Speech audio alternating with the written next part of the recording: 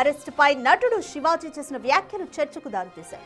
Ravi talent ను శివాజీ ఆకాశానికెత్తాడు. రవి చేస్తున్న పనిని ఖండిస్తూనే అసాధారణమైన టాలెంట్ అని ప్రశంసించారు. టాలెంట్ ఎవరి సొత్తు కాదన్న శివాజీ తెలిసి తెలియని వయసు, డబ్బు లేనితనం వంటి పరిస్థితులు అతని మైండ్లో అలాంటి ఆలోచన వచ్చేలా చేసి ఉండొచ్చన్నారు. రవి హ్యాకింగ్ టాలెంట్ దేశ భద్రతకు ఉపయోగపడితే బాగుంటుందన్నారు.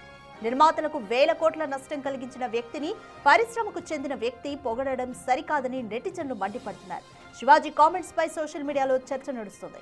శివాజీ కామెంట్స్ పై కొందరు వ్యతిరేకిస్తే మరికొందరు యాక్సెప్ట్ చేస్తున్నారు. ఓవరాల్ గా అయితే శివాజీని నెటిజన్లు ట్రోల్ చేస్తున్నారు.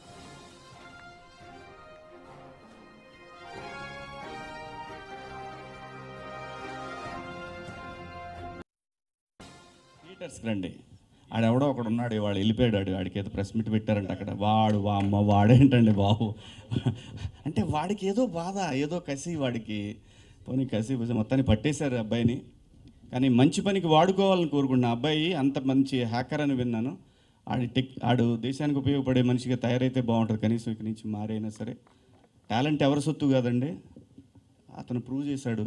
చేసింది చాలా దుర్మార్గమైన పని అయినా సరే అతని టాలెంట్ గురించి వింటుంటే వాడు నిజంగా ఒక దేశానికి పనికొస్తాడు కదా, ఈ మనిషి ఎక్కడన్నా సెక్యూరిటీ సిస్టంలో వాడు యూజ్ చేసుకోవచ్చు కదా ఇతన్ని అని అనిపించింది నాకు. కానీ తెలిసి తెలియని వయసు, ఖచ్చితంగా ఏదో డబ్బు లేని తనం ఇవన్నీ వెంటబడి అతని మైండ్లో ఇలాంటి ఒక ఆలోచన వచ్చి చాలామందికి ఇబ్బంది పెట్టాడు. చాలామందికి ఇబ్బంది, తనకు తెలియదు, చాలామందికి ఉపయోగపడుతున్నా అనుకున్నాడు. కానీ బట్ మనకంటూ ఒక రాజ్యాంగం, దానికి లోబడి అందరం బతకాలి కాబట్టి దాన్ని వదిలేశాడు.